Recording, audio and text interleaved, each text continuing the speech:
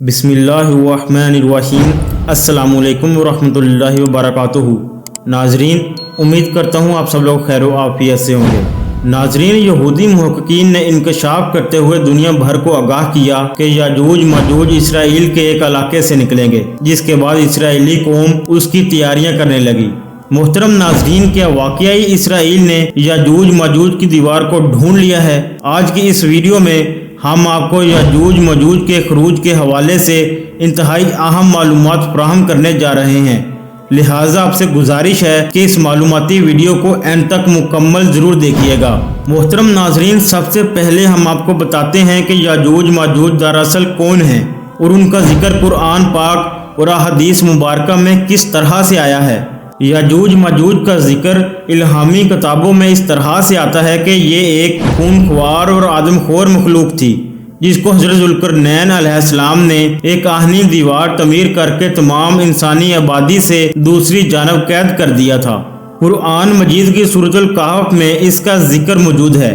ارشاد ربانی ہے، یہاں تک کہ جب دو پہاڑوں کے درمیان پہنچے تو انہیں ان پہاڑوں سے پہلے کچھ لوگ ملے جن کے بارے میں ایسا لگتا تھا کہ وہ کوئی بات نہیں سمجھتے۔ اس قرآنی آیت کے حوالے سے مفسرین اور محققین نے لکھا ہے کہ جب حضرت ذوالقرنین علیہ السلام سفر کرتے وہاں جا پہنچے، جو آرمینیا اور آذربائیجان کے نزدیک واقع ہے، تو وہاں دو پہاڑوں کے بیچ سے ایک ایسی قوم نکلا کرتی تھی جو کھیت کھلیان تباہ کرتی، وہاں رہنے والے ترکوں کو بے دردی سے قتل کر دیتی اور ان میں سے زندہ بچ جانے والوں کو اپنا غلام بنا لیتی۔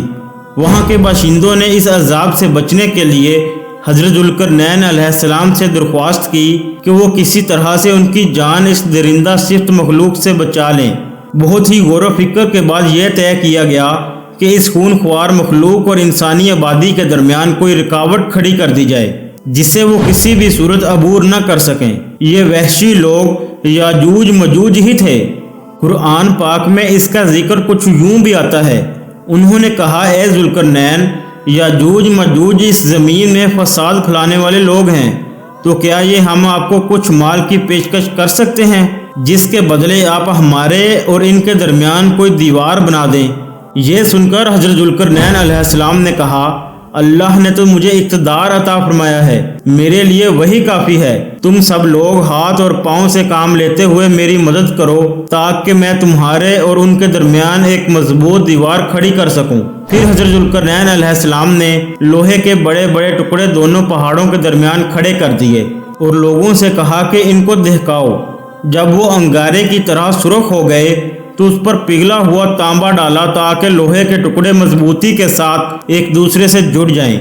یہ دیوار اتنی مضبوط بن گئی کہ یاجوج ماجوج نہ تو اسے پھلانگ سکتے تھے اور نہ ہی اس میں کوئی سوراخ کر سکتے تھے۔ بیان کیا جاتا ہے کہ اس دیوار کی لمبائی 50 میل اور اونچائی 290 فٹ ہے، جبکہ چوڑائی 10 فٹ تھی۔ محترم ناظرین، کچھ لوگ دیوار چین کو یاجوج ماجوج کی دیوار قرار دیتے ہیں، مگر یہ بات بالکل بھی درست نہیں ہے، کیونکہ دیوار چین مشرق کی جانب واقع ہے اور یہ دیوار سیمنٹ اور اینٹوں سے تعمیر کی گئی ہے، جسے منگولوں نے کئی مرتبہ عبور بھی کیا ہے، جبکہ یاجوج ماجوج کی دیوار شمال کی جانب ہے، جو فقط اللہ کے حکم سے ہی گر سکتی ہے۔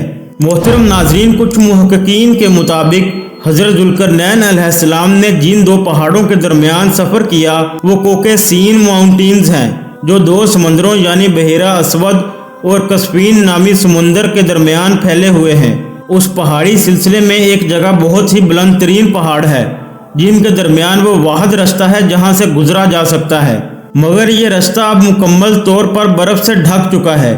اس کے اندر لوہا اور تانبا بھی موجود ہے اور محققین کہتے ہیں کہ یہی حضرت ذوالقرنین علیہ السلام کی دیوار ہے جس کے پیچھے یاجوج ماجوج قید ہیں۔ محترم ناظرین، آپ کو یہ بھی بتاتے چلیں کہ یاجوج ماجوج کا تذکرہ احادیث مبارکہ میں کن الفاظ میں ہوا۔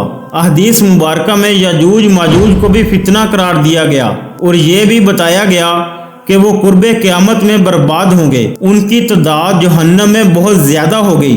حضرت ابو ہریرہ رضی اللہ تعالی عنہ روایت کرتے ہیں کہ رسول پاک صلی اللہ علیہ وسلم نے فرمایا، یاجوج ماجوج ہر روز اپنی دیوار کھودتے ہیں، یہاں تک کہ جب قریب ہوتا ہے کہ سورج کی روشنی ان کو دکھائی دے تو جو شخص ان کا سردار ہوتا ہے وہ کہتا ہے اب لوٹ چلو، باقی کل کھودیں گے، پھر اللہ تبارک و تعالیٰ اسے ویسے ہی مضبوط کر دیتا ہے جیسی وہ پہلے تھی۔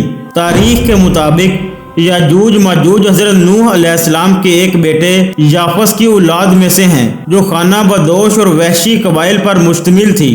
ان کی تعداد میں بہت تیزی سے اضافہ ہوتا چلا گیا۔ حضرت ذوالقرنین علیہ السلام کے زمانے تک یاجوج ماجوج مختلف قوموں اور آبادیوں میں پھیل چکے تھے۔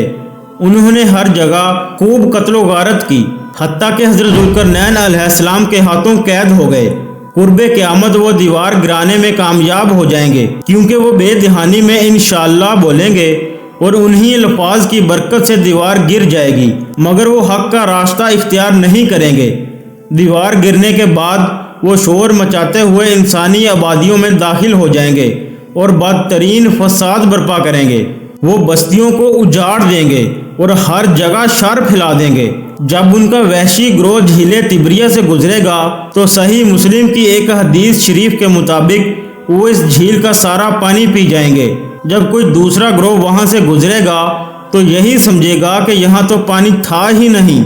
محترم ناظرین، آپ کو بتاتے چلیں کہ تبریہ جھیل اسرائیل میں تازہ پانی کی سب سے بڑی جھیل ہے۔ اس کا ذکر تورات اور انجیل میں بھی آیا ہے۔ حضرت عیسیٰ علیہ السلام نے اپنی زندگی کا بڑا حصہ اسی جھیل کے ساحل پر گزارا۔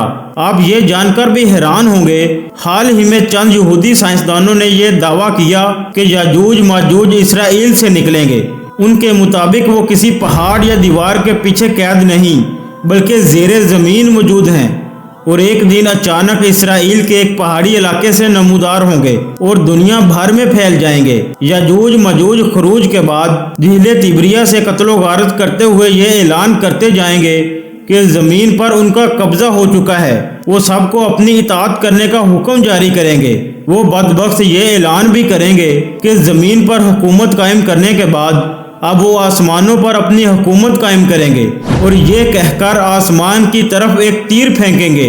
وہ تیر خون آلود ہو کر واپس آئے گا۔ اس وقت حضرت عیسیٰ علیہ السلام کا نزول ہو چکا ہوگا۔ وہ تمام مسلمانوں کو لے کر کوہ طور کی طرف محفوظ مقام پر چلے جائیں گے۔ وہاں پہنچ کر حضرت عیسیٰ علیہ السلام اور تمام مسلمان مل کر اللہ تبارک و تعالیٰ سے دعا کریں گے کہ اے اللہ پاک، ان ظالموں کی گردنوں میں ایسا کیڑا پیدا فرما جو ان کی ہلاکت اور بربادی کا باعث بن جائے۔ اللہ تبارک و تعالیٰ یہ دعا قبول فرما لیں گے، اور یاجوج ماجوج کی گردنوں میں ایسا کیڑا پیدا ہوگا جو ان سب کو ہلاک کر ڈالے گا۔ پوری زمین ان کی لاشوں سے بھر جائے گی۔ دنیا کے گوشت خور جانور اور پرندے ان کے گوشت کو کھا کر موٹے تازے ہو جائیں گے۔ پھر اللہ تبارک و تعالیٰ بارش برسا کر زمین کو ان کی نحوست سے پاک کر دیں گے۔ محترم ناظرین، یاجوج ماجوج کے نکلنے کا وقت حضرت امام مہدی علیہ السلام کے ظہور اور پھر خروج دجال کے بعد ہوگا، جبکہ اس وقت حضرت عیسیٰ علیہ السلام دجال کو قتل کر چکے ہوں گے۔ ان کے نکلنے کی ایک علامت جھیل تبریہ کے پانی کا تیزی سے کم ہونا بیان کیا جاتا ہے۔ یہ بات بھی خاصی دلچسپ ہے کہ مغربی دنیا جو خود کو سیکولر ہونے کا دعویٰ کرتی ہے، وہ بھی مختلف زمانوں میں مختلف طریقوں سے یاجوج ماجوج کو بیان کرتی آئی ہے۔ جب فرانس کے نپولین نے بہت سے ملک فتح کیے تو مغرب کے عیسائی راہبوں نے فرانسیسیوں کو یاجوج ماجوج کہا۔ اسی طرح جب منگولوں نے پوری دنیا میں تہلکہ مچا دیا اور بڑے پیمانے پر تباہی پھیلائی تو اس وقت کے راہبوں اور پادریوں نے انہیں یاجوج ماجوج سے تشبیہ دی۔ اسی طرح آج بھی کچھ عیسائی پادری چین کو یاجوج ماجوج سمجھتے ہیں۔ یہ سب ان کے اندازے ہیں، حقیقت وہی ہے جو قرآن اور حدیث میں بیان ہوئی ہے۔ یاجوج ماجوج قیامت کی نشانیوں میں سے ایک نشانی ہے۔ وہ قیامت کے قریب ہی ظاہر ہوں گے اور ان کا انجام بھی بہت بھیانک ہوگا۔ یقیناً اللہ تبارک و تعالیٰ کی تدبیر کے سامنے کوئی حربہ کامیاب نہیں ہو سکتا۔ محترم ناظرین، اللہ تبارک و تعالیٰ سے دعا ہے کہ اللہ تبارک و تعالیٰ آپ کو اور مجھے ہر فتنے سے محفوظ رکھے، آمین ثم آمین۔ محترم ناظرین، امید کرتا ہوں آپ کو ہماری آج کی یہ ویڈیو اچھی لگی ہوگی۔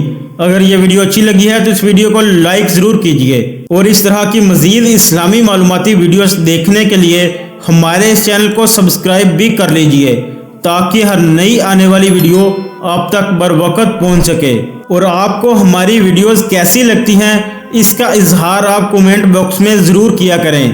ملتے ہیں اگلی ویڈیو میں، تب تک کے لیے اللہ حافظ۔